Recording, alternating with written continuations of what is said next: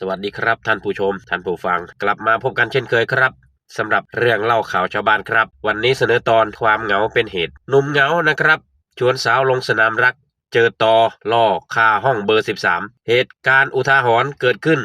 ที่รีสอร์ทแห่งหนึ่งในจังหวัดศรีสะเกษเมื่อคุณสมบูรณ์นะครับหนุ่มผู้มักใช้คำพูดสุดหวานอย่างน่ารักนางงามทักแชทไปชวนสาวที่รู้จักผ่าน Facebook มาหาที่รีสอร์ทห้องเบอร์13โดยหารู้ไหมว่าฝ่ายหญิงนั้นมีเจ้าของอยู่แล้วแถมตัวจริงเขา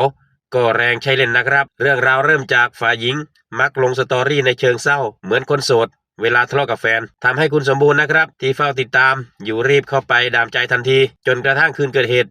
ช่วงเวลาประมาณ3:40 นาทีคุณสมบูรณ์ได้ขี่รถเข้าไปเปิดห้องแล้วก็ทักแชทไปหาฝ่ายหญิงทันทีว่าเอ้ยจ๋า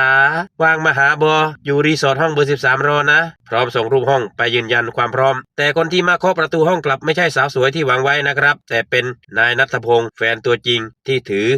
ปืนมาด้วยแล้วก็มาด้วยความเดือดดาลนะครับบุกเข้าไปที่ห้องขอดูโทรศัพท์เพื่อยืนยันหลักฐานก่อนจะเดือดจัดขว้างโทรศัพท์ทิ้งและเกิดเหตุชุลมุนกันขึ้นจนเสียงปืนดัง1 นัดกระสุนเฉียวเข้าที่กกหูของคุณสมบูรณ์นะครับจนเกือบเอาชีวิตไม่รอดเจ้าตัวถึงกับต้องก้มกราบร้องขอชีวิตกันเลยทีเดียวหลังเกิดเหตุนะครับฝ่ายมือปืนอ้างว่า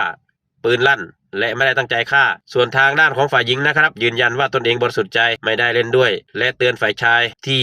มักทักมาบ่อยมาตอแยบ่อยๆล่าสุดฝ่ายชายถูกเจ้าหน้าที่ตำรวจคุมตัวไปแล้วนะครับคุมตัวไปดำเนินคดีตามกฎหมายเรียบร้อยส่วนฝ่ายหญิงก็ได้แต่ให้กำลังใจแฟนหนุ่มผ่านลูกกรงพร้อมบอกจะหาเงินมาประกันตัว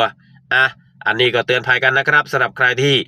ชอบทักไปหาผู้หญิงนะครับที่คิดว่าเขาเล่นด้วยก็ระวังดีๆนะครับเขาอาจจะมีคนที่รออยู่ห้องอยู่แล้วนะครับก็ฝากเตือนภัยกันไว้นะครับสวัสดีครับ